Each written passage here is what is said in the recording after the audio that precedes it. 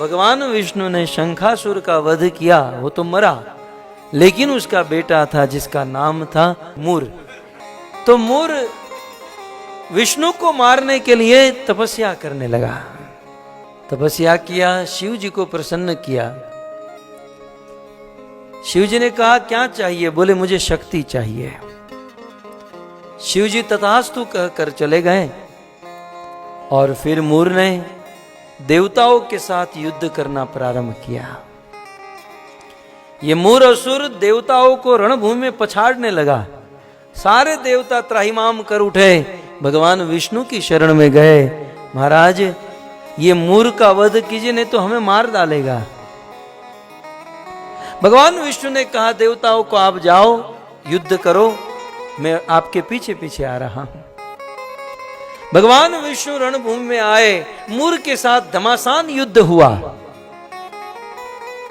और भगवान की एक बहुत सुंदर लीला कि मूर के साथ युद्ध करते करते भगवान विष्णु रणभूमि को छोड़कर भाग गए।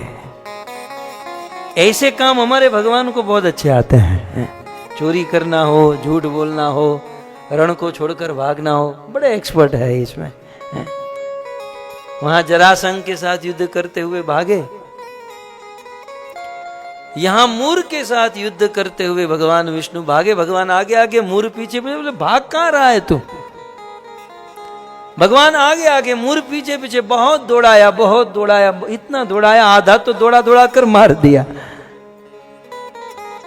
और आगे एक गुफा थी, भगवान विष्णु उस गुफा में गए और आराम से सो गए। गुफा में जाकर सोए, पीतांबर ओढ़ लिया।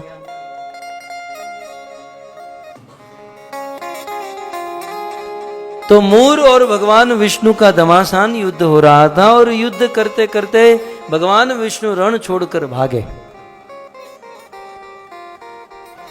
मूर उनके पीछे पीछे और गुफा में जाकर भगवान सो गए। कुछ देर के बाद मूर आया और अंदर भगवान को आराम से सोते हुए देखा।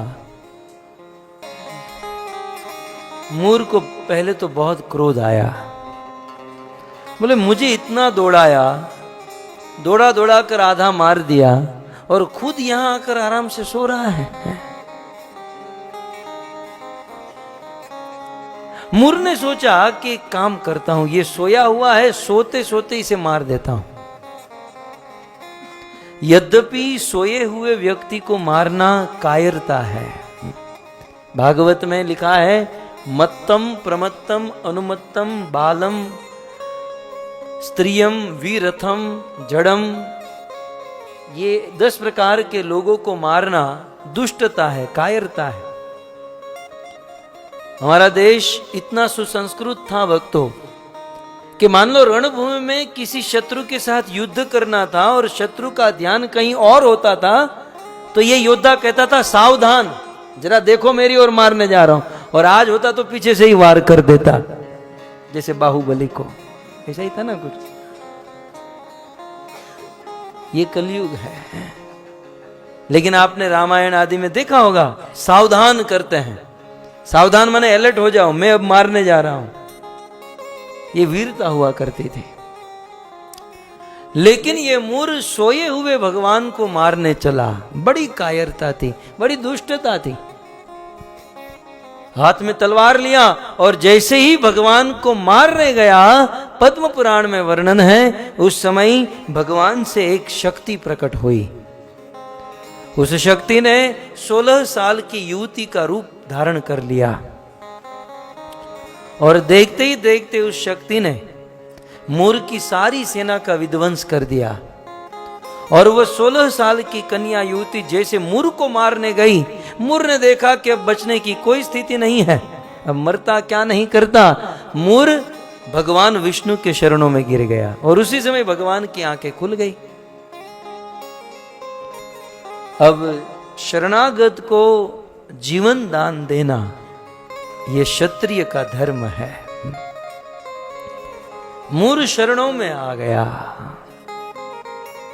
भगवान ने कहा कि ये हमारी सृष्टि को छोड़कर चले जाओ, मूर ने कहा, प्रभु आपकी सृष्टि कौन सी नहीं है, सब कुछ तो आपका है, अब इसे छोड़कर कहां जाऊं, कहीं तो स्थान दो। तब भगवान विष्णु ने कहा, ध्यान से सुनिएगा, कि मूर अब मैं तुम्हें स्थान दे रहा हूं, आज के दिन, आज की तिथि के दिन मैं तुम्हें अन्न में स्थान दे रहा हूं। और सौभाग्य से उस दिन एकादशी तिथि थी, अर्थात एकादशी तिथि के दिन भगवान विष्णु ने मूर नाम के असुर को अन्न में स्थान दिया है, इसलिए एकादशी के दिन अन्न वर्जित है। यदि एकादशी के दिन अन्न खाते हैं तो आसुरी शक्ति का प्रभाव होता है।